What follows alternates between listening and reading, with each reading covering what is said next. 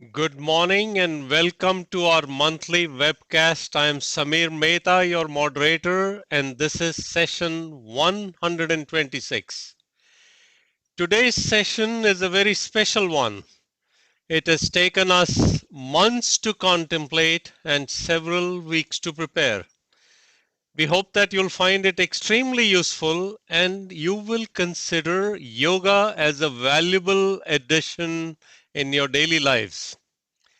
Now, Dr. Kinney and I have been discussing the role of yoga and meditation for several years now. We were both convinced of its tremendous benefits for avoiding injuries to the spine, to the skeleton, from the unique demands of interventional cardiology. And of course, sadly, we've seen many of our colleagues require spine surgery, and we are absolutely certain that yoga has played a role in our own lives and kept us healthy. We too, both of us, have punishing schedules, and therefore comes the benefit from this amazing technique. However, our journeys with yoga have been quite different. I learned yoga during my internship year in New Delhi, India, and very soon I became a yoga instructor in the United States beginning in 1982. I remember just about every morning at 4 in the morning, methodically and religiously, I used to perform yoga. But then, for various reasons, the practice slackened off. Maybe I got busy, had a couple of little injuries. However, over the last decade, it has emerged much more strongly. And now I practice a combination of yoga and meditation, something which I have trademarked it as a Yoga 933. And of course, I'll talk briefly about it later in the viewing today.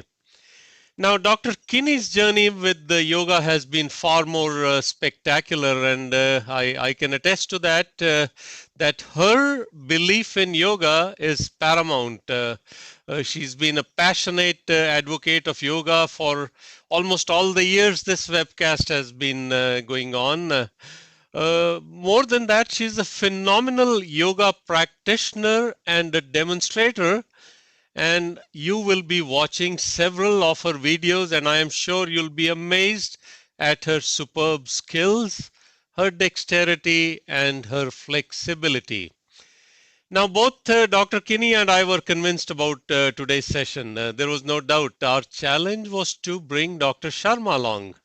And here too, we were very pleasantly surprised as Dr. Sharma gladly joined us in this endeavor. And I'm delighted to report to you that all three of us are strongly behind this initiative and the movement of yoga and meditation and its importance not only in the cath lab but to the patients at large.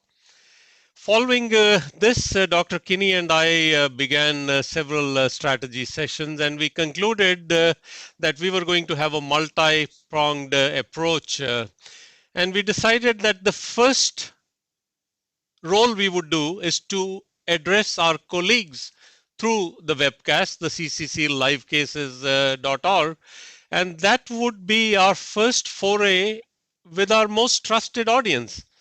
Following this, and of course, depending on how things go today, we have an intention of conducting several yoga for the interventional cardiologist sessions at numerous international and national meetings, beginning with the CRT meeting in February 2020. Following this, we feel that our next approach has to be to target the patient, and for that we are going to enroll social media. And lastly, but probably more importantly, we must not just focus on the patient, we are going to take it to the public and large. Of course, this is a very ambitious goal, and maybe it'll never happen because our own hectic schedules can come in the way.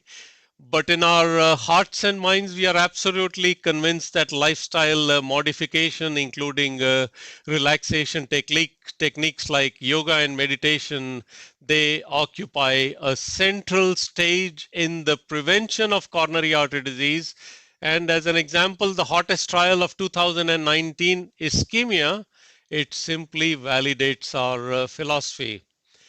So now on to the plans for today. Our case will be exactly how we do it all the time, but I am going to interlace it with some videos which we recorded after last month's CCC webcast in Central Park here in New York, and the message is going to be straightforward.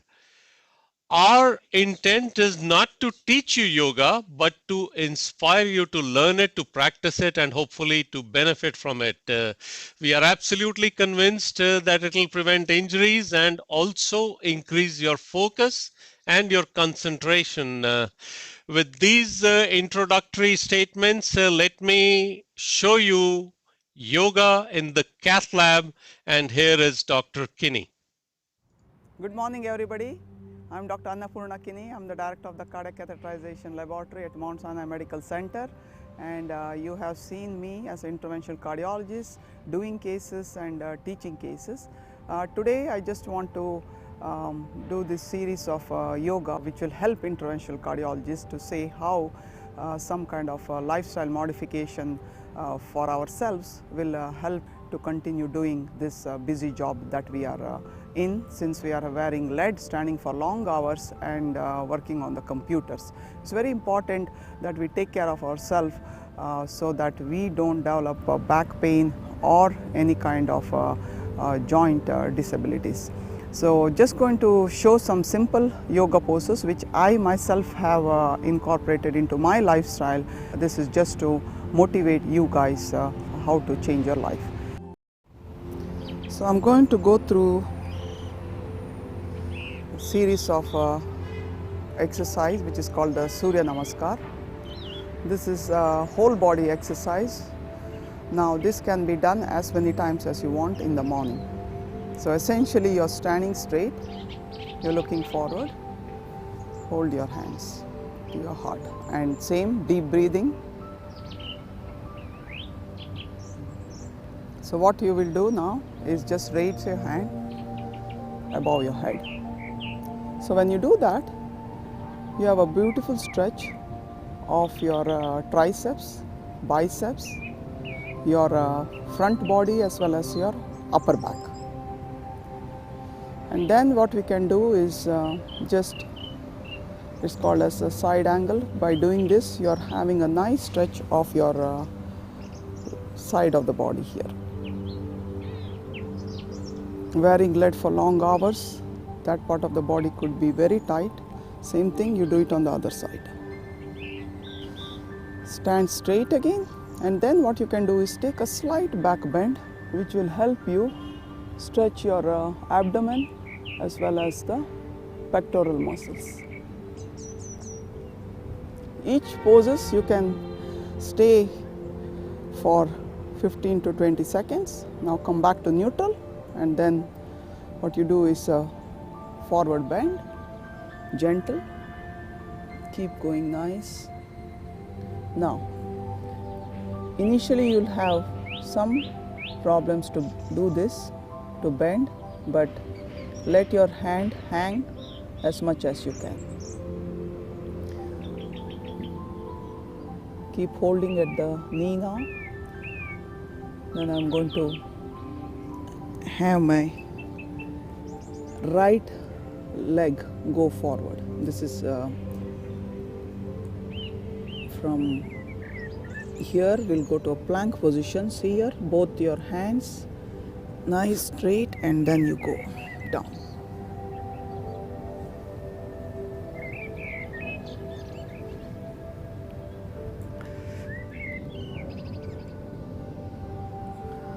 This is Bhujangasana, or the cobra, where your upper body is slightly raised.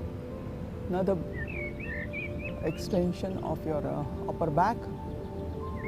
From here what you're going to do is downward dog. Same thing, stand on this position as long as you want.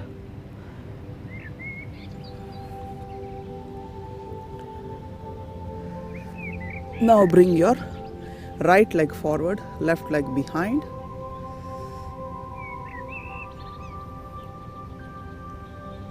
Come forward. Slowly raise up.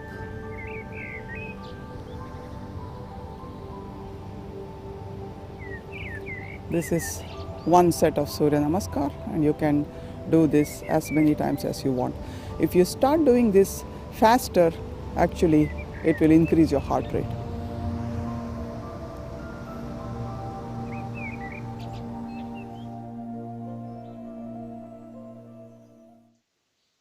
Anu and Samin, good morning. What a lovely way to start this session. I have always had a belief that excellence is a habit. Anu, we watched your excellence in the interventional complex procedure. This was excellence at demonstrating yoga. Just a wonderful way to start, and I am absolutely convinced in my mind that should interventional cardiologists, who of course have long and difficult hours, I think this is a wonderful technique to help themselves. Samin, starting to believe this more and more? Well, yeah. Actually, you know, when this whole question about the yoga came, as you know, Anu has been doing for our cath lab staff and other actually faculty of cardiology at least 2-3 times, and particularly Yoga Day of June. Then the whole idea is that how do we tell our viewers, and knowing that many of them are our cath lab staff and interventionalists, so could it be a benefit? So I thought about quite a bit. So rather than any individual, showing just a webcast or just a little e-blast, I felt that maybe make it a part of our monthly CCC live webcast. As you mentioned, it went through a lot of thought process, and I'm glad that we all three are aligned in this, giving the message that yoga is good and good for the cath lab staff, and particularly interventionalists who are wearing the heavy lead for prolonged hours. So it really will help in many aspects. So maybe before we even start, knowing that we saw the beautiful very illustration and demonstration of the Surya Namaskar as the start part of the yoga by Anu, maybe she can comment on it, that how easy and feasible it is for the average person. I mean, of course, to those who are athletic, who are very active, is probably very easy. But what about for the day-to-day person who is not used to do various exercises? Anu? Yeah, good morning everybody. And having seen the Surya Namaskar, I think I just want to give a short introduction to yoga, which actually the word means summation of mind, body, spirit. So you need all these three together to practice. And the question always comes, why yoga? Why not any other exercises? Because the greatest belief is because it's a dual action. That one group of muscle is contracting, another group of muscle is flexing, stretching, toning. And why it is important for interventional cardiologists is only because the way we have shown everything, posture is the key. That for us, after working for long hours and years together, that the number of hours that we have dedicated to our job, that people posture changes, and a change of posture could lead to a lot of disability. And one of the success for your life, not just knowing your subject, not just good at what you are, health is very important. And that is what Mahatma Gandhi also said, that health is wealth. And he always said that if wealth is not real wealth is lost, nothing is lost. But if health is lost, definitely something is lost, because then you are not able to practice or do what you want to do to be successful in your life. And I'm a big believer of you practice what you preach, and the same thing we tell our patients, that lifestyle modification is a key. So the part is not just exercise. Moving forward, we'll also discuss that very important about diet also. So I think the main reason why yoga is important, like I showed you, Surya Namaskar, you can go at a slow pace as you want, or you want to go faster, your heart rate goes up and then you get a cardio. So you can have yoga, you can do cardio if you do faster, you can do at a medium speed or a slow speed. Slow speed, especially you get a stretch and you get a mental relaxation when you do it. Now the question goes to the same, can everybody do it? Yes, everybody can do it. That's the that key. It is not what if I have shown that there are a lot of modification. So moving forward, just like what Samir Mehta said, we are going to show short videos of how you can modify. If you cannot do what I showed you, there is modification where you can do what is called as a chair yoga. In the beginning, everybody is tight. Your muscles are very tight, but you got to keep doing it. And what you can do is your flexibility will change. And the question is, you don't have time. I do not want to hear that you do not have time. You can practice it for 15 minutes every day. That much time everybody has in their life, and you don't need any special place. You can do it in your office, you can do it in your living room, you can do it in your kitchen, you can do it in your bedroom, wherever it is. All you need is a mat and your mindset that yes, I want to do this. And why I want to do this? So that I remain healthy. If I remain healthy, I can do my job and help other people. That is probably the goal of our today's webcast. And with that, our two young budding interventionists, our fellows, Radha and Sunny. So will you be doing it? Can we focus them also on the picture? Huh? Well, You there need is to your be. team, and They're working 18 hours a day. They better be. hopefully this session today is going to inspire many. Now, all these years you watched Dr. Sharma talk about tips of complex interventions. Samin, show us your tips and the benefits of yoga. Okay, so let's go back to our slide presentation now. No, but how did we get to first, guys? Yeah, usual our complex coronary cases support here, and then disclosure same. And what we did is, as we incorporated yoga in the discussion today, of the 2 points which we always do, cath lab and interventionalist and ischemia trial. So that we will be talking the ischemia trial of invasive versus conservative strategy in moderate to severe ischemic stable CAD. So now basically is the yoga. Now, as you know, that a lot of words which were used by Dr. Kini, they all were Hindi words. Actually, it traces back to Maharshi Patanjali, who seems to be kind of founder of yoga. Sanskrit. Yeah, in Sanskrit. I mean, basically that yoga poses and what to do and so. And this actually, if you go to Wikipedia, it tells you about a Sanskrit word. It's a group of physical, mental, and spiritual practices, as Anu mentioned, that is a combination of all. And then it came to the West. As actually Swami Vivekananda takes the lead on to bring to the in 19th and 20th century yoga to the West. And of course, since then, it really has taken off, knowing that now we celebrate the yoga day, World Day on June 22nd. International Yoga Day is June 21st, or it is as called as summer solstice. What is summer solstice? Is the longest day of the year.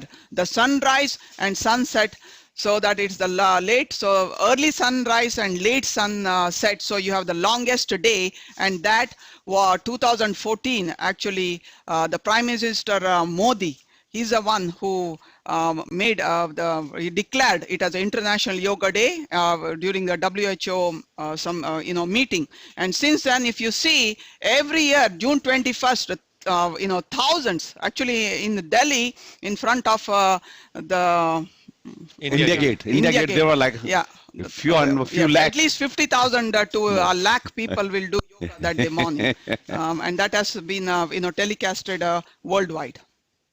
Okay, so then we just go to I have put 12 benefits of yoga, which is supported by science.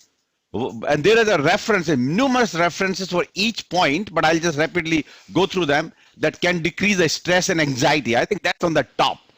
Relaxation. Yoga means what?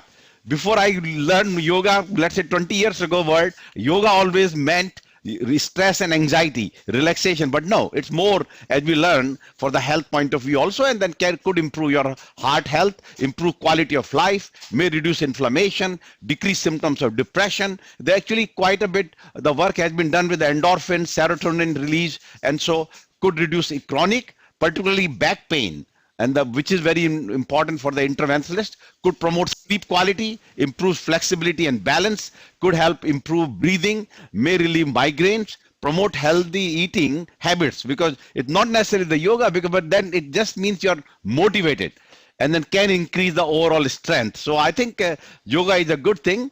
And there are one study actually done by the Indian colleagues, actually right from my place, Jaipur, from Narayana Hirdala, and in conjunction with the SMS Medical College. So question always comes, do you do yoga or should you do aerobic exercise? I think this was the first one to emphasize that about 225 patients, healthy people in each group. So they followed them very vigorously. Those who did the aerobic exercise as well as the Indian yoga, as you can see, both of them individually gave rise to lower blood pressure, lower cholesterol, triglyceride, LDL, BMI, and waist circumference. But what happened is, if you combine both, you see it's synergistic. It's not exclusive. So very interesting. So once you want to do for health point of view, so you need to combine probably Indian yoga as well as aerobic exercise. They also found significant improvement of the left ventricular function.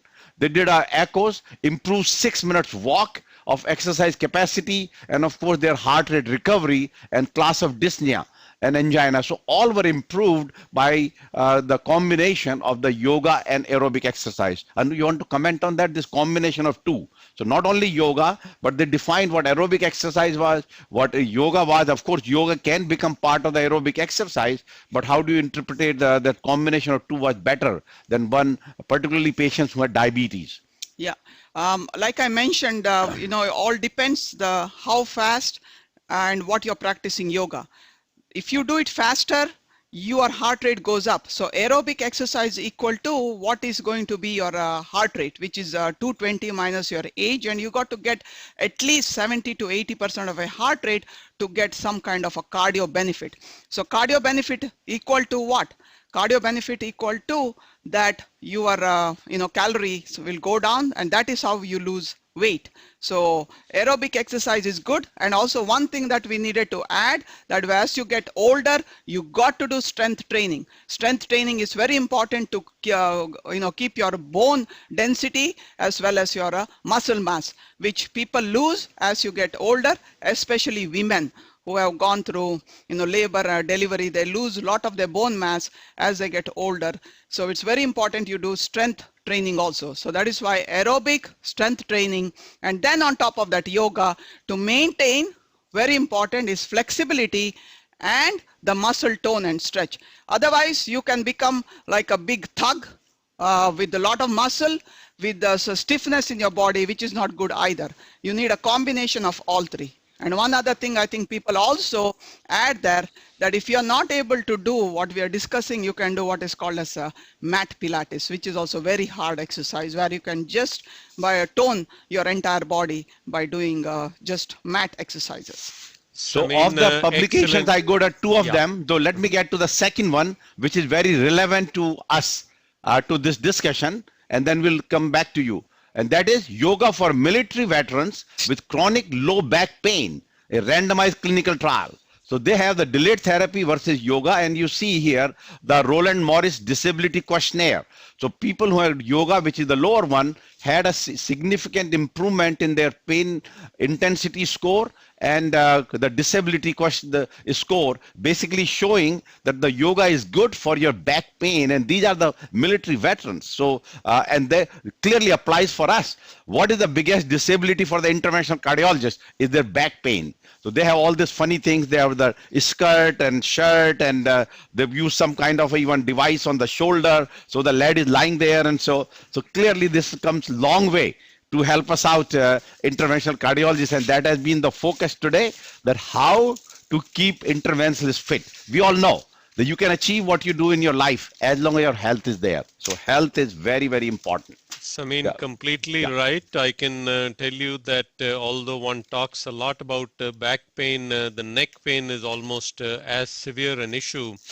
Now, coming back to our webcast today, our plan now is to proceed. We'll continue to show you the case, and We will interrupt it with a very important follow-up. One felt that the Excel controversy is over, but it isn't, and we'll provide you a very cogent follow-up, which Dr. Sharma will tell us.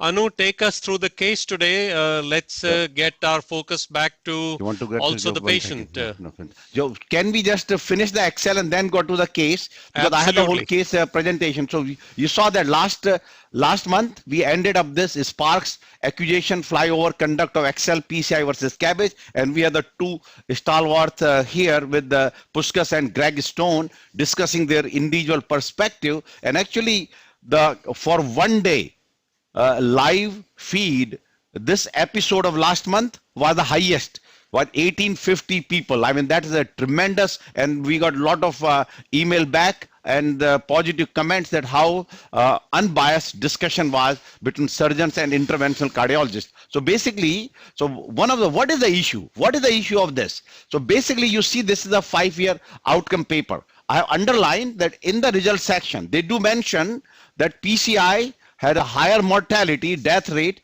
compared to CABG, 13 versus 9.9%, and the 3.1% point, which is significant. But look at the conclusion. In patients with left main coronary artery disease of low or intermediate anatomical complexity, there was no significant difference between PCI and CABG with respect to the rate of composite outcome of death, stroke, or MI at 5-year follow-up. So question is, why so? Why such a major part, which was part of the discussion in the results, was not put at that liner of the conclusion? So we actually, as you saw the last month, we asked Greg, and so apparently the policy of the NIDDM is only report the primary outcome. Even if you have outlier significant high or low, they don't present that as a conclusion. It is written there. So this actually ticked off a lot of people, particularly that mortality is the ultimate endpoint, and you don't put a mortality which is significantly higher in the PCI group,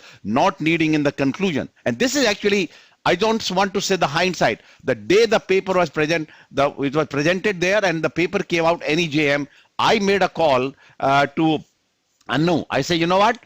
This is a wrong thing they did. I said same day. And guess what? Not knowing any controversy, this has really mushroomed to this aspect, and this actually, they are now trying to explain that if you take a left main cases, DS versus CABG, all cases, there is no difference in mortality up to 5-year follow-up, even with you put all the trials together. And then the issue was that what should be the CKMB level, and it turns out to be that CKMB higher is mortality, but it has to be 10 times. When they did a 3-year analysis, it was only 10 times, so clearly the no definition was changed, but it has taken its own toll. And particularly the surgeons, cardiothoracic surgeons from Europe, have withdrawn support for the heart disease advice. That basically means that PCI, they're not incorporating in the European guidelines. And there was a big BBC Newsnight investigation which took place, and a lot of discussion took place about it, that why this mortality was not mentioned in the conclusion. And the initial, the Dr. David Taggart's claim that the MI definition was changed, he has withdrawn that, because no definition was not changed since the inception of the paper or the trial. It only is that the mortality has not been highlighted. Trying to say they are equal and you make it into the guideline is a wrong thing to do. So this actually is taking its own course by the European Association of Cardiothoracic Surgery. It has not come to United States that much yet, but in the Europe with the BBC News Night investigation has really gone to the next level of controversy. So I would say that this field has not ended yet, and what has happened is the Excel leadership in response to the the CTS, they actually have sent this letter to them, 6-page letter.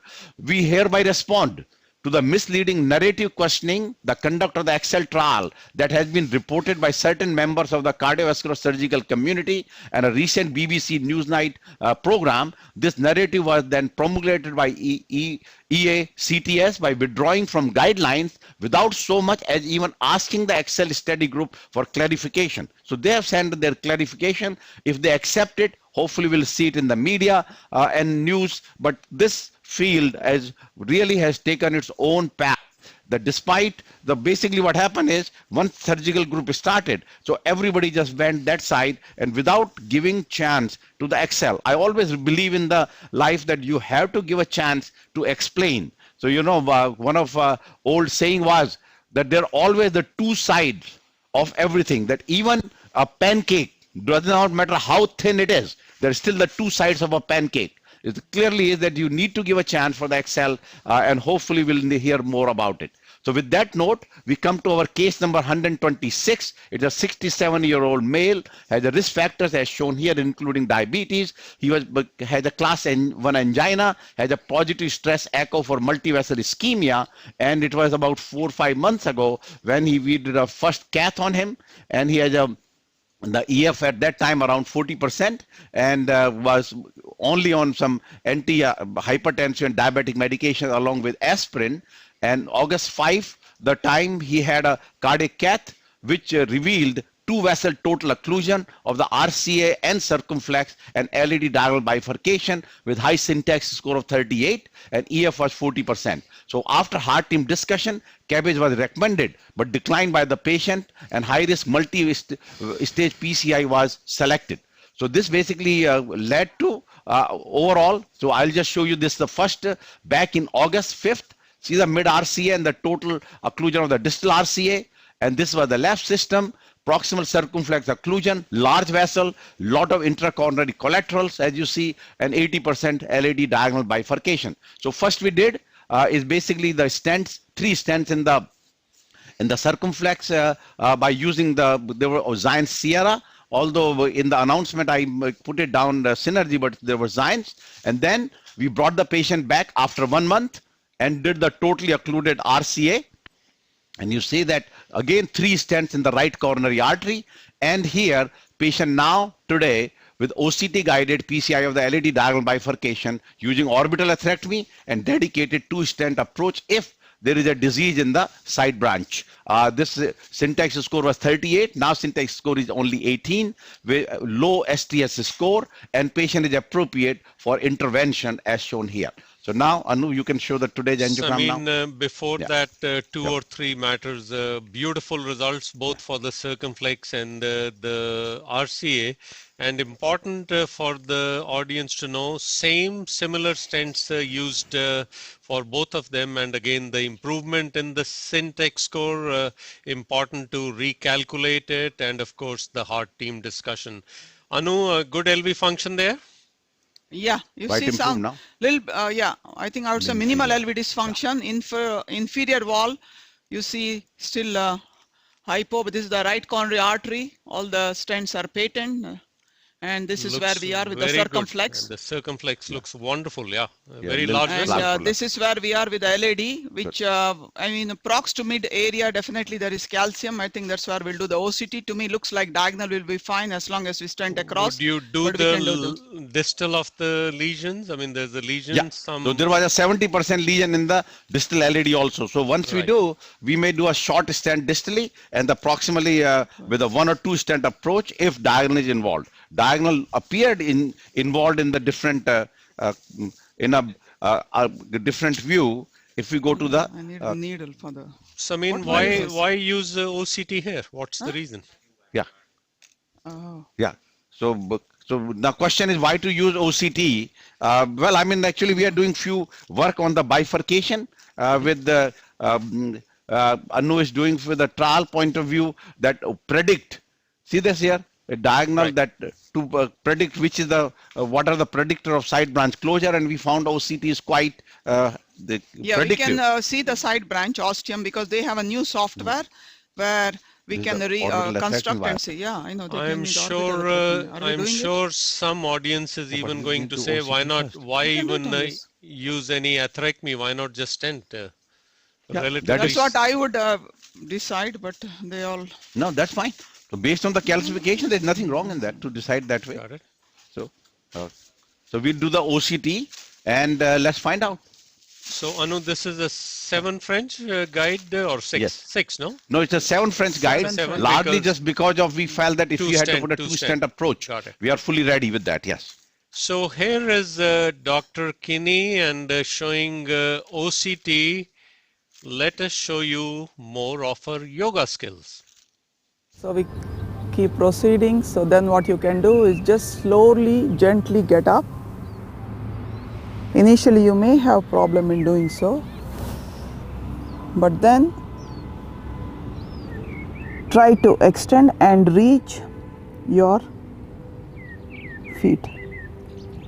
Now this is a good extension for your hamstrings, which you see here, as well as the upper and lower back. You can stay in this position as long as you want. It's a very beautiful stretch for the lower back and the upper back. And Anu, we are back now as you as an interventional cardiologist. What wire is this? This is the new flex wire of the Flex tip. CSI flex tip, it's called. Right. Yeah, right. for the Viper wire, the yeah, flex tip is it's much supposed to be better much better. I mean, I think we're still evaluating. To me, actually, also it gives very little support, but very good. I think the body for support is very little. Yeah. But definitely much better for angulated vessel, where in the past the stiff wire will cause the. It does not feel like a 0.14, feels like 0.05. Well, this is over so many years and so many sessions we talked about how the rota wire could have been improved, and yes. Hopefully there will be far better results with the orbital. Having a good wire which provides both easy maneuvering and a platform is important. Yes. Okay, so let's see. We are ready so to OCT first. Yes. So I think the OCT. You want to connect? Yeah. No, that's okay. We'll inject by hand. No, leave it. It won't come out good. Need a bigger syringe and all these things. Okay. So one of the issue with the OCT still remains that you have to go with the big syringe. Big syringe or the hard injection or large volume of the contrast. Absolutely. And of course, there are a lot of work being done in the non-ionic, non-contrast but OCT. They have been still has not been to that level yet. That. Yeah, go. Good. As you prepare that, let's show you more of some yoga techniques. Next would be your tree position, where you're balancing on one leg, which is your left or the right. I'm balancing on the left leg. Raise your right. This is a beautiful extension for the hip. And when you think you're stable, you can just fold your hands. When you found your stability, you can also raise your two hands.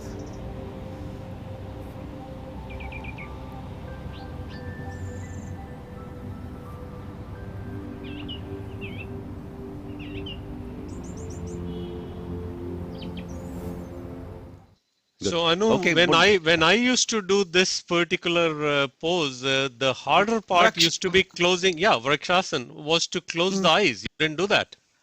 Yeah. That is become.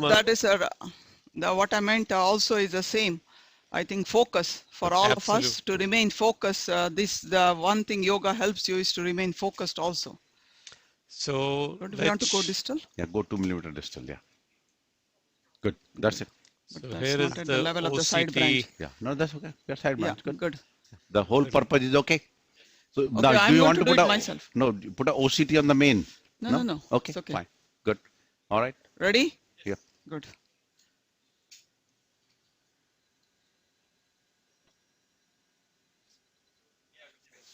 Guide out. Okay, now tell us the calcium as well as the side branch, okay? Yeah. Those are the two things we need. They want to put the OCT on the main screen. Can you do that, guys? Put the OCT on the main screen. Angiographically looks mild to moderate, no? Yes. Okay, let's see the co-registration here. And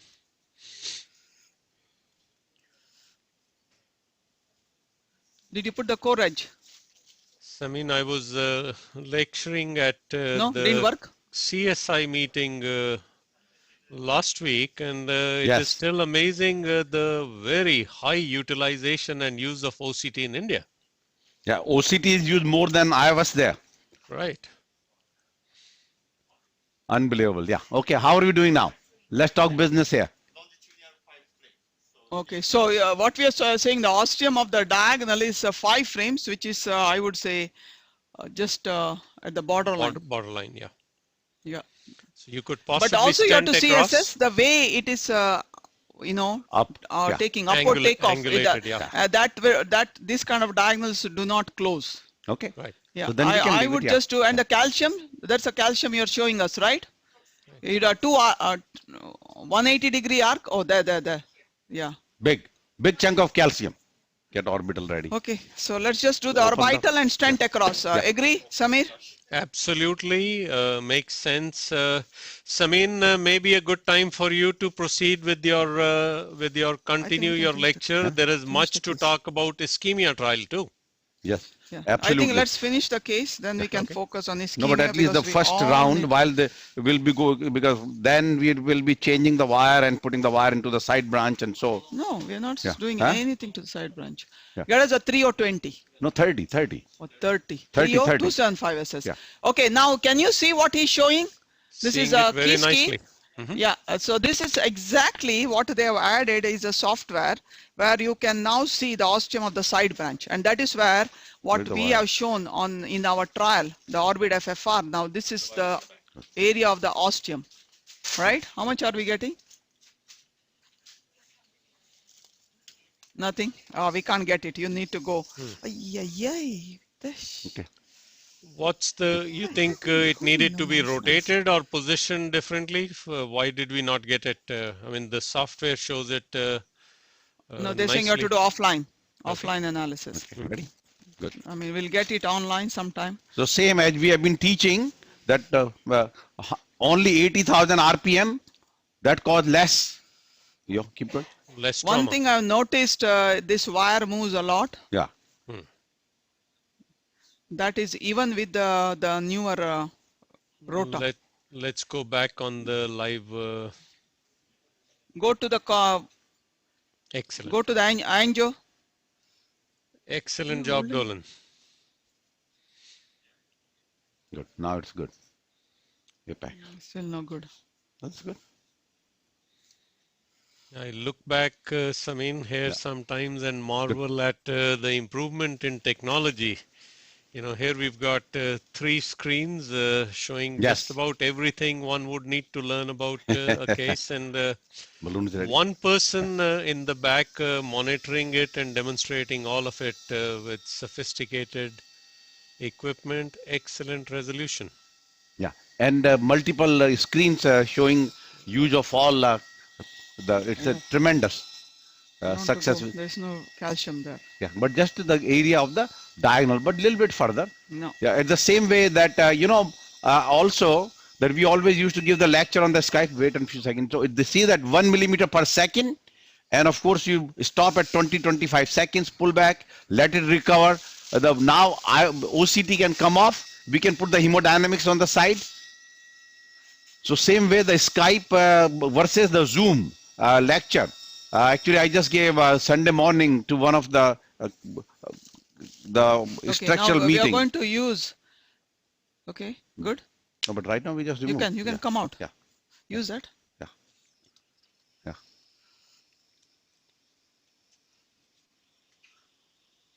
Samin, overall, what is your feeling? Patients tolerate orbital compared to rotablator? From hemodynamic point of view, we have seen, although in our series, we did not have a difference in the slow flow between Give me the rota run versus OCT.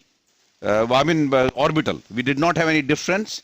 But yes, we did find in the early stages a little higher, that we had the higher the perforation when we are using 120,000 RPM. So more of a function of a learning curve, Learning curve, yes. equipment, So clearly, I would say techniques, 80 is good enough. It's very effective device, and we The go wire side by side. rate of advancement is important.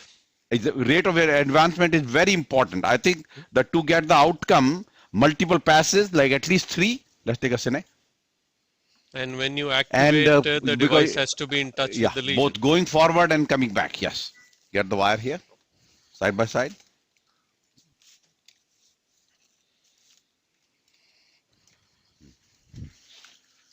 Okay, so what we are going to do now, we can go back to our ischemia presentation while I'm just going to balloon and stand across. No, but we have to put a wire into the diagonal. No. The diagonal will go, otherwise we have to put a wire in the diagonal, get a fielder wire. Let's go to our presentation. If it goes down, we'll recross and take care of the but this will be a tough one.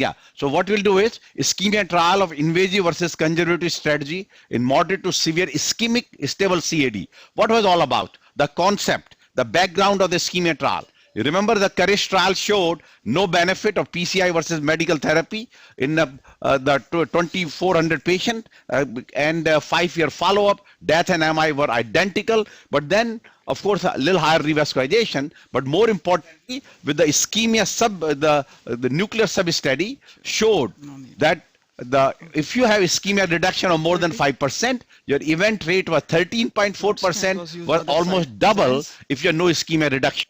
And that led to, and of course, PCI did a better job of ischemia reduction. So it seems to be that ischemia is a predictor of subsequent outcome in patient with a stable CAD. The question always comes, death and MI. Death and MI, no trial has shown its difference in the stable CAD. Now we have the meta-analysis of all the trials of PCI versus medical therapy, mortality on the left side, MI on the right side, as you can see in the unity. But we still continue to do trials to answer this question in stable CAD, whether PCI is better. So now what they did is, we also learned that from the orbital trial, which was overall negative, they published this sub-analysis on the stress echocardiographic. So what did they show? That patients who have stress echo score higher, they did better in terms of angina frequency improvement, as well as angina-free patient with after PCI. So it seems to be that PCI does a good job of relieving angina and maybe ischemia. So those were the background or basis of the trial, and that led to the multi-international study of comparative health effectiveness with medical and invasive approaches. That's ischemia by Dr. Judith Hockman, who presented in AHA. Now this was the trial, the study design. You see that what happened is all patients who have moderate or severe ischemia, they have a CCTA blinded unless they were excluded because of some GFR issue, but all patients underwent coronary angiography. Purpose there was to rule out 2 types of patient. One who did not have CAD, second or significant CAD, or second who had left main disease. They felt that this case should not be. So then it went to the core lab, then randomized, and of course patients were randomized to invasive strategy, which is medical therapy plus cath and revascularization. Then you decide whether CABG or PCI, or just continue conservative therapy of medical, and of course you do cath only for patients with a medical therapy failure. So these are the trial eligibility criteria, basically, which I have mentioned. Most important was that patients had to have moderate to severe ischemia, and CT angio had to make them eligible. So also they have definition of individual endpoints, particularly procedural MI. They counted as more than 10-fold, or CABG related MI of the PCI was 10-fold and 15-fold for the CABG. And if you're not the PCI or CABG related, this was counted as a spontaneous MI. Individual definition of unstable angina, heart failure, hospitalization, and resuscitated cardiac arrest is shown here. So basically what happened is, of the 8,500 patients, the trial took 10 years, 6 years of randomization, lot of screen failure, and major reason being where patient have in not significant ischemia, no obstructive CAD, and about 5% had an unprotected left main disease. And they actually, you see that in women, there are a lot of high chance of exclusion because of non-obstructive CAD and so. So then patients of the 5179, of them 3/4 had a coronary, the CT angiography, and they were randomized to invasive versus conservative approach. So 2,500 in the each group. And then of course these patients were followed for about 3 to 4 years on an average, and there is very high follow-up rate. These are the individual baseline characteristics, which is nothing unusual. Both are comparable with a diabetic present in about 40 plus cases, and EF was cut off was 35%. So overall EF was normal in these patients, as you see, about 60 plus %. So also the degree of ischemia, which they labeled as a severe or moderate, as you can see, in majority of them, like almost 90% of them had a moderate or severe ischemia, as shown here. So then the question is, in terms of vessel disease, which is on the CTA, whether they have 1, 2, or 3 vessel, or individual of the left anterior descending proximal, you can see majority of these cases have a complex disease, including the LAD. So LAD was in almost everybody. You can say 87% has LAD, and of course half of them had a proximal LAD, which you know in the appropriate use criteria without any therapy has been recommended to undergo PCI. So basically, and then the risk factor management, statin, high dose statin, ACE inhibitors, and other ARBs baseline were identical. But then you see there that at follow-up, so what happened is, to reach those goals, LDL of less than 70, blood pressure of less than 140, aspirin, and not smoking, and high level of medical therapy significantly improved at follow-up. But even then, despite this such a strong follow-up of these patients and adherence to the treatment, only 40% received the high level of medical therapy optimization, which they defined as LDL of less than 70, blood pressure of less than 140, and antiplatelet therapy, and no smoking. So that to say, in the regular life, that number is much lower. As you know, it's very strict, and this actually has been shown by other studies also, that only 20 to 30% of patients receive the medical optimization despite their careful follow-up.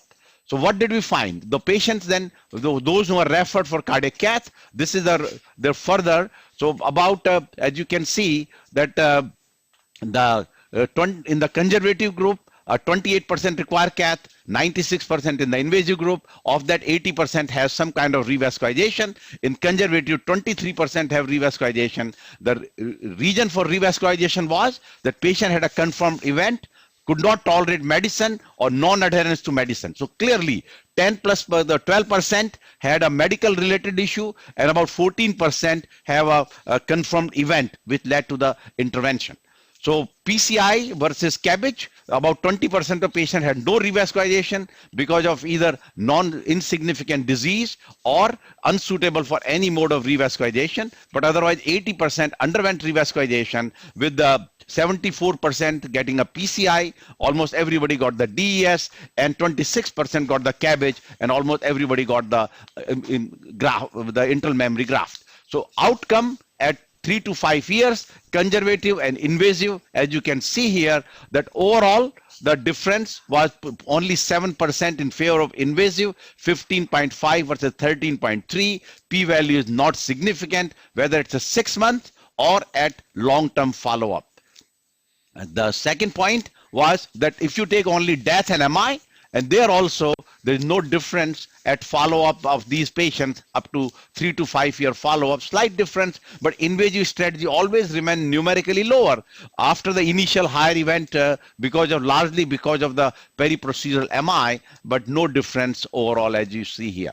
So now you go to all-cause death. You see same cardiovascular death and all-cause death. Again, curve seems to be identical with no significant difference. Now, we found a very interesting observation in this trial. That is, as you can see here, incidence of MI. So red bar is basically invasive, blue bar is conservative. So you see a little higher MI in the first few months of the follow-up because of the peri-procedure, but as you see at follow-up at 4 to 5 years, invasive group had a lower overall numerically lower MI rate compared to conservative group. So that's in the end. So basically it doesn't matter where you started. You may have a little higher MI in the beginning, but at the later on, you see at 4 to 5 year follow-up, lower MI rate with the invasive, and I'm sure it will go to further. I expect this curves to separate even further. Now, what we noted is very interesting observation, first time in the history of our various trials, that while the early procedure MI was higher with the invasive group, but look at the spontaneous MI. That is, means you have come out of the procedure, but follow patients on aggressive medical therapy. P-value 33% reduction in the spontaneous MI with the PCI. So just tells you that lesion which was significant, with a moderate to severe ischemia, left alone on medical therapy, 33% of these patients developed MI later on. Very, decreased, and 33% was decreased by using the PCI. Individual endpoint of unstable angina, heart failure, stroke, and cardiac arrest shown here. And very interesting also, the pre-specified group. And basically, whether you have a more than 50% 1 or 3 vessel disease, no difference, or it's a proximal LAD, a non-proximal LAD, no difference. Also, we felt maybe the severe ischemia, PCI will do better, but seems to be no difference, although there was 2% lower event rate, but again, not significant in this group of patients. So this was a little surprise that even severe ischemia compared to what was the basis of the whole courage, the nuclear sub-study and the orbital trial, that if you are ischemic, you do better with a PCI, which was not noted in this. So limitation was, it was unblinded trial, and of course CTA was done in majority. So if you want to qualify your patient for ischemia, make sure you do a CTA first. And then of course, it does not apply to acute coronary syndrome, accelerated angina, highly symptomatic patient, left main stenosis, and EF of less than 35%. So very, very important that has to be a good center with a lower procedural complication rate, and completeness of revascularization, of course, has not been addressed yet. So basically what was noted is that about 15, we did our own analysis, about 15% of PCI patients at Mount Sinai Hospital will fit into the criteria of the ischemia trial. So conclusion, ischemia is the largest trial of invasive versus conservative strategy for patients with this stable ischemic heart disease. Overall, initial invasive strategy compared to initial conservative strategy did not demonstrate a reduced risk over median of 3.3 years of death, MI, hospitalization, or unstable angina, and of course cardiac arrest. Invasive strategy reduced the incidence of spontaneous MI compared to conservative strategy, and it is the first study which showed that PCI can reduce the incidence of MI in stable patient. And I thank ischemia trial for it. First time that stable CAD patient, now we can say that by doing a PCI, you can reduce the spontaneous MI. So very quickly, the ischemia CKD patients who have high creatinine or on dialysis, they were also randomized 1-to-1. This is pre-specified with their hydration, kidney management, about 800 patients, and you basically saw that less people revascularized in the CKD patients, and 50% largely because of the lot of diffuse disease. There also endpoints were identical as shown here. Yes, there was still trend over lower spontaneous MI in the CKD group also, but very important observation that once you have CKD and you have a severe ischemia, there was an interaction toward benefit of invasive revascularization. So seems to be patients who are severe ischemia CKD will do benefit death and MI lower patient with the invasive strategy. So there was third part was the quality of life by Spiritus, who made the Seattle Angina Questionnaire, and basically the patients were followed from the Seattle Angina Questionnaire 7 with the angina frequency, quality of life, physical limitation, and they come up with the SAQ score. And remember, we have shown SAQ score in our run. We do SAQ score in every stable patient. Higher the score towards 100 is best. Lower is means patient is very significantly affected. And this is the patient flow of this 300 patient in the each group. And this is the summary of the score at the baseline, and then quality of life score at the baseline, which all good. The majority of these patients, as you can see here, that almost 65, 2/3 of them were having angina, and no angina was in about 34. So what did we find? SAQ score, as you can see here, that higher the score, better it is. So SAQ score was better in the invasive group compared to the conservative medical therapy group. And you see here, the conservative group, the blue on the right side, more you go through 100, better it is. And you see in the interventional strategy, you have a higher number of patients going to the higher SAQ score. And this actually tells you about daily, weekly angina. Once you go away from the zero, more on the right side you are towards the favor invasive approach. So patients who have angina did better with the PCI or revascularization compared to with patients who did not have any angina. You can see their SAQ score did not change. So basically what we learned, the conclusion was the patient with stable CAD and moderate to severe ischemia had significant durable improvement in angina control and quality of life with an invasive strategy if they had angina.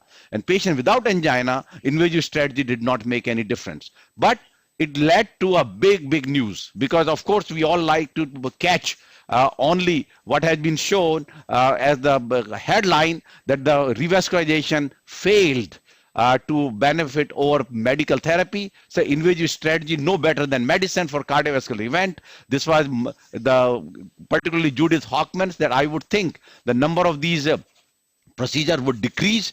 And of course, we actually in Wall Street, one of the old case which had been, they had done, they actually filmized and advertised here without our permission, but that's okay. But key it remains is that the overall, the headline news was quite different, and particularly the New York Times, with our Gina Colata, the surgery for blocked arteries is often unwarranted, and claim by Dr. Judith Hockman that stenting cost of average of 25,000 per patient and bypass of 45,000, the nation would save more than 775 million a year by not going stents to the 31,000 patients who get the devices even though they have no chest pain. So this she basically concentrating on no angina group, and so clearly it basically turns out to be that we learned ischemia in the past we used to say benefit with the revascularization, but after the ischemia trial we can say that probably asymptomatic patient, even moderate to severe ischemia, we may not benefit from revascularization. So what I did is we prepare our e-blast letter, myself with Anu, to send to our referring MDs and really highlighting this study that basically that some change of practice pattern will take place. We actually have the CBS, the news story also. We had the ideal patient who was a ischemic trial patient, that patient was on medical therapy, did exercise, yoga, everything, didn't help, came PCI, became asymptomatic. Classical ischemic trial patient, that was a great patient which was portrayed. So now let's come back to the ischemia as an interventionalist. What I need to tell our people. So this is my perspective from the interventional cardiologist, because people are worried about that is it going to affect us the same way the Courage trial did. So I would say the patient with stable CAD and moderate to severe ischemia had significant durable improvement in angina control and quality of life with an invasive strategy. In these patients, revascularization reduced the incidence of spontaneous MI at 3 to 5 year follow-up. Longer time frame is likely to further favor the invasive strategy. So this is one of the most important message we learned. We are not decreasing any death, but spontaneous MI will decrease. More importantly, that you want to be active. Your angina control and quality of life will be much better after revascularization. Second, hence I personally do not believe that ischemia trial, which are applicable to about 15% of stable CAD patients, which will fit into the criteria, will, of course, every institution may be different, will change significantly the way we practice, except reassuring us that initial medical management, despite moderate to severe ischemia, is safe, and about half of them will end up in the cath lab in 3 to 5 years. Only problem is some might be after suffering MI. But overall, rather than rushing patient with a little bit of positive ischemia on the nuclear test, there is no reason to rush those patients. Try medical therapy, fails, then they should belong to the cath lab. And exactly that is what my statement in the CBS story was, that yes, you try medical therapy, but if you're symptomatic, you belong to the cath lab and we'll take care of that symptom issues. And then lastly, that in patients with angina and moderate to severe ischemia, shared decision making should occur to align treatment with the patient's goal and preference. You tell patient what are the findings and what you can expect by the therapy, and we do that anyway. So nothing new came out from the ischemia trial follow-up, and this is what I have put it together overall with the coming back to ending this presentation with the Yoga 933. Samin, quickly before talking about the Yoga 933, I think first of all a wonderful discussion on a very important topic, and when you're talking about ischemia trial and medical management, there is a part of it which has been ignored, which is the lifestyle changes, and I think that is where the relevance of our discussion. Now the slide viewers are seeing, let me take you through a moment of my own journey. Almost two and a half decades of practicing yoga, and suddenly waking up at 4 in the morning wasn't so easy, and the wonderful ocean in Biscayne Bay in Miami. So I replaced a lot of that with swimming. But over the years, I have been more concerned that as much as there is relevance of yoga, meditation is also equally important, but very difficult to do. To find 20 minutes each day, sometimes it's something difficult to do, difficult to teach, and here is something where I have combined the two. And of course, over the next several sessions, we'll talk more about it. 9 parts of the body, if you relax them, that brings you into the meditation point from whereover slow breathing takes over.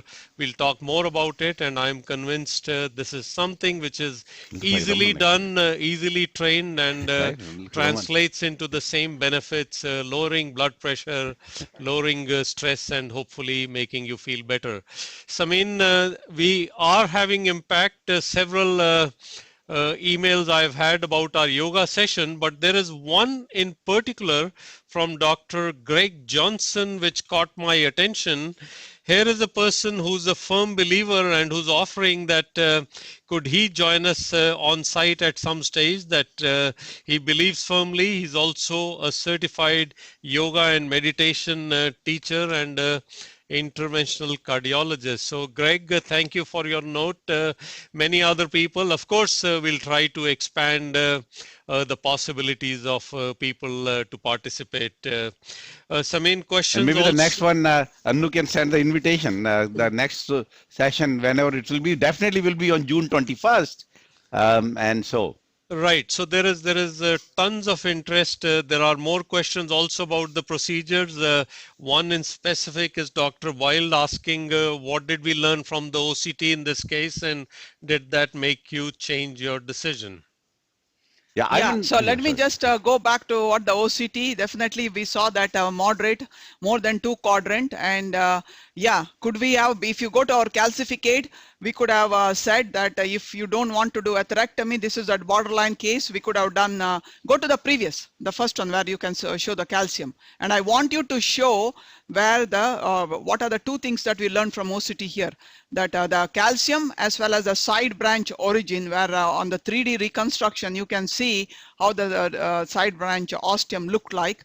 And that will take a long time, like we are teaching people how to do yoga. It will take a long time, probably my lifetime, to tell people do not wire the side branch.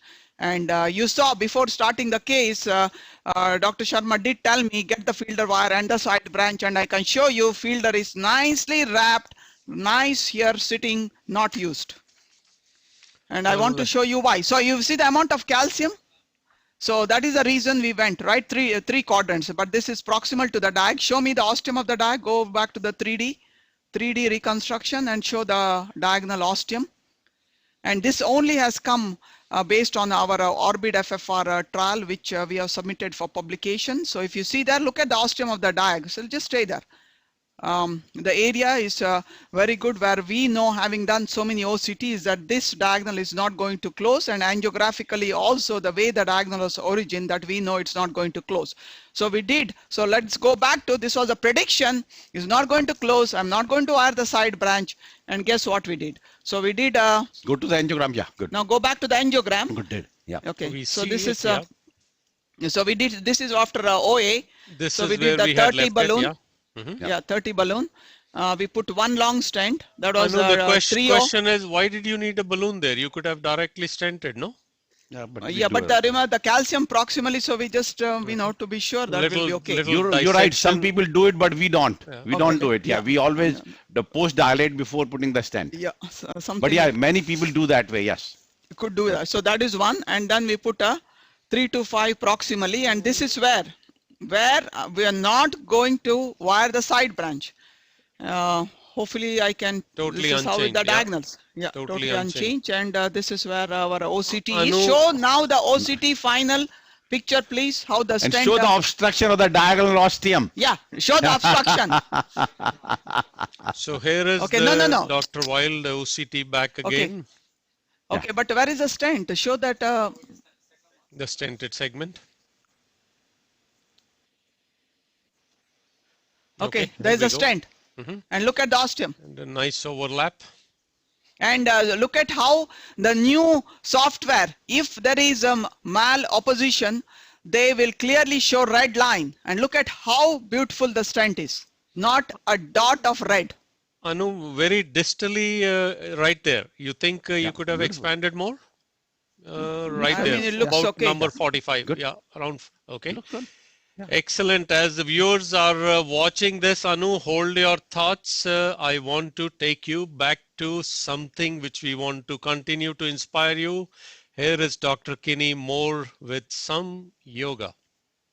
I'm going to start doing some standing poses now. For that, same. You'll be forward bend. And then get your right leg back. Left leg back to your plank pose. From here you go downward dog.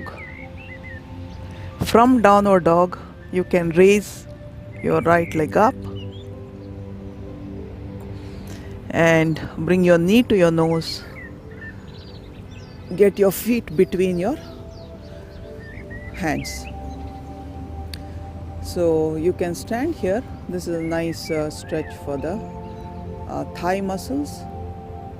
And then what you do is slowly come up straight.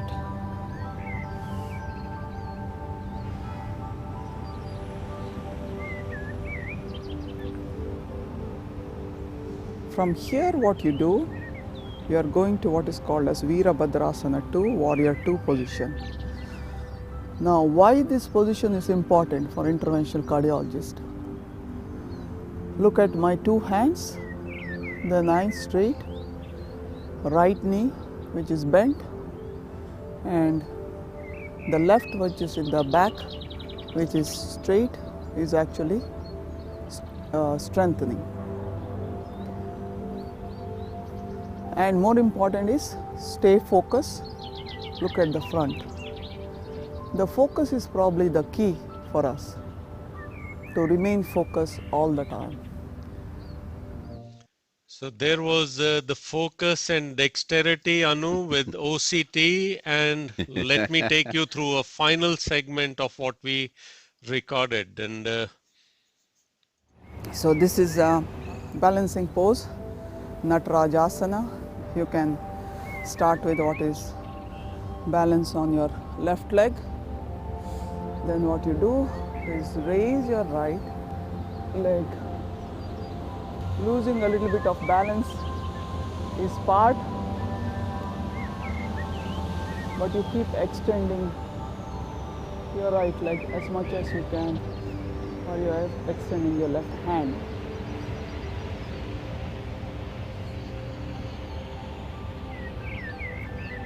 So same, stay focused, look in the front, and when you're done, just release it. Anu, the last one was like a complex coronary intervention, more difficult, more challenging, but I particularly enjoyed the recording with the lovely morning sunshine, the background of Mount Sinai and the birds chirping. Many people to thank, but in particular Birju Narechania, who has been your wonderful assistant in this endeavor, and I want to thank him.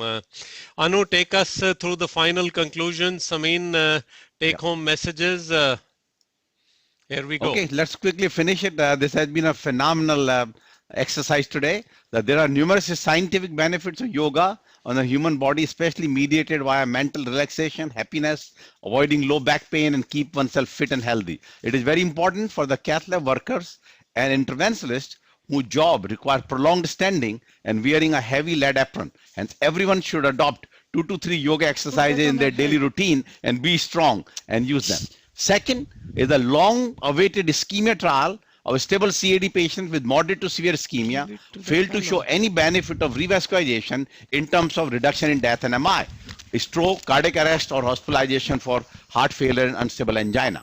Revascularization significantly reduced the angina and quality of life parameters and incidence of spontaneous MI. Therefore, initial strategy of aggressive medical therapy in stable CAD patient is appropriate and reserve referral to the cath lab for continuous symptomatic patients on guideline-directed medical therapy. So question number 1, following are the perceived scientific benefit of yoga except reduce mental stress, reduce low back pain, promote heart health and cholesterol, can cause insomnia, and reduce BP and heart rate. So clearly it doesn't cause insomnia, it makes you sleep better. Second, based on the ischemia trial results, following conclusions are the true except similar incidence of MI and death in invasive or conservative group, similar incidence of heart failure and unstable angina hospitalization in invasive and conservative group, higher incidence of overall MI in invasive versus conservative group, lower incidence of spontaneous MI in invasive versus conservative group, and similar incidence of MI and death in invasive versus conservative group, even in patients with severe ischemia. We know that there was no difference in overall MI in the trial, except that the spontaneous MI was lower in the invasive group. The third question, the following are the results of quality of life study and CKD sub-study of ischemia trial. Reduction in daily, weekly incidence of angina episode in invasive group, improvement in SAQ score in patients with no angina after invasive strategy, significant improvement in SAQ scores in invasive group, invasive strategy reduced death and MI after invasive strategy in CKD patients with severe ischemia, and SAQ, QOL, quality of life scores improved in invasive versus conservative group. Remember, basically, patients who had no angina showed that SAQ score did not improve even invasive strategy. So that basically is the wrong answer, and that conclude this marathon, the episode of our CCC live case today.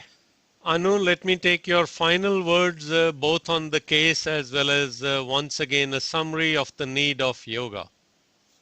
Yeah, I think I want to focus on the ischemia, everything that has been discussed during the last session as well as this session, which was Excel and ischemia, that from my point, what it is. So I could say that when we were interventionalists in the early part, the courage came out.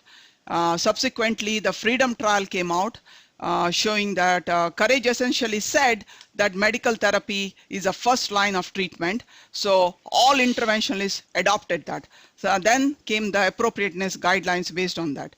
Subsequently, freedom trial, which came showing that the diabetic 3-vessel disease did did well with bypass surgery. Then came syntax score, which said same. Patients with complex coronary artery disease do better with bypass surgery. Then came the Excel, and now subsequently the ischemia. I have one question for Dr. Sharma. What I'm trying to tell you is very simple. We interventionalists in the entire world have adopted, no matter what the trials are coming, we respectfully adopt everything that comes, change the practice, and still continue working, and the volume has remained the same. What I cannot understand is how these surgeons are behaving when the Excel trial result came out for 5 years. It means they just revolting, which is not professional. That's the only thing I have to say, that is not professional. Just see what Dr. Sharma's final slide is, that he's thanking the ischemia investigators. Though only 15% of the patients of our practice will belong to ischemia. Why? Most patients will come to the cath lab because they belong to a different group of disease presentation. So only the 15% will present. So we are just telling them, thank you, nothing will change. We have been practicing medical therapy on these patients and lifestyle modification, which we showed today on this patient. But still, guess what? There are patients out there who need our help, who will need to come to the cath lab, and some kind of intervention has to be done. My question to Dr. Sharma is, where does FAME fit in? Where patient is there, mild to moderate ischemia, comes in mid-LAD, okay, based on all criteria, mid-LAD, 60% lesion, we can say, okay, you don't need anything. We do FFR, and now the FFR is 0.78. Yeah, so a very important question, because question is, every trial actually has answered a very different question. So what we learn now from the ischemia, if you think about, if I had to give a nutshell statement on the ischemia, ischemia basically showed that, a trial showed that measurement of ischemia in a CAD patient is bogus, not needed. That's it. So basically what you do, you treat the patient based on their symptoms. So clearly that you don't need to do stress test. You probably better off doing a CT angio, identify those high-risk patients who have left main disease or had no disease, and strategize. So ischemia trial actually showed that ischemia is of no value in management of CAD patients. Now, then second question comes, what about the FFR? Which has been shown the FAME with the same concept, the courage getting into the cath lab with the FFR of less than 0.8. We say we give medical therapy maximum compared to your FFR guided PCI, and trial has to be halted after 6 months because there was a 13.4% event rate in the medical therapy group, or where we did not do PCI, and that went down to less than 4% after stenting. So clearly that seems to be the physiologically trumps any ischemic assessment. So that basically the nutshell to answer to your question is the physiological prediction trumps any of the ischemia prediction. Yeah. So I think that's a key point that we want to make to the interventionalists out there, that if in doubt, and you're not sure what you're going to do with this 50% lesion, 60% lesion, do FFR. And FFR is physiological and very clean study to say that yes, that particular patient needs a treatment. Then finally coming back to the yoga, I think what we have shown that for interventionalist, it is very important to remain healthy, especially your posture for having doing these procedures for hours and years together.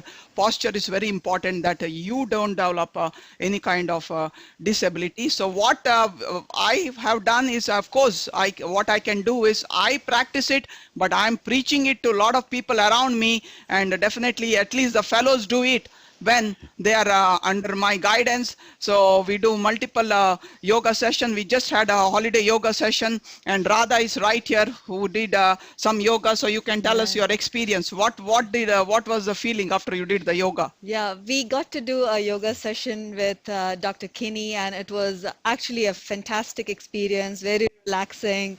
And we want to thank Dr. Kinney to inbuilt and inspire good habits starting from the beginning of the career, because at this stage in their career, we see Dr. Sharma, Dr. Kinney standing upright, and we are like hunching down. So actually this is good habits starting early in the career. So it was a great experience. I think all of us should adopt it. Excellent, wonderful discussion, Samin. Going first back to, I don't think this is the final word on either ischemia or Excel, but we will bring you periodic updates, important lessons to learn from both trials, and let's see how this can bring the surgeons and the cardiologists back together. My personal perspective, once again, the intent today was neither to impress you or was it to teach you yoga, but to demonstrate in a most sincere and honest way how this has affected our lives. Hopefully you'll benefit from it. Hopefully it will prevent some spinal and disc surgeries. With these words, I want to thank Dr. Kinney in particular for her magnificent demonstration, and we'll see you January 26 in the new year 2020 with our 26? next webcast. 2020, and then January 26, yeah. Yeah. So, and also I will send this small 3-minute CBS news piece which really describe the whole ischemia trial in context with the patient and what we should do and so. But it has been a tremendous session. I thank Samir with all this putting together and going through this whole process, how you're going to show, and you masterfully really presented the whole show tremendously well, and we really thank you for that. It is very easy when it is the truth and comes from the heart. A wonderful year it has been bringing the cases, and we'll see you in the new year. And this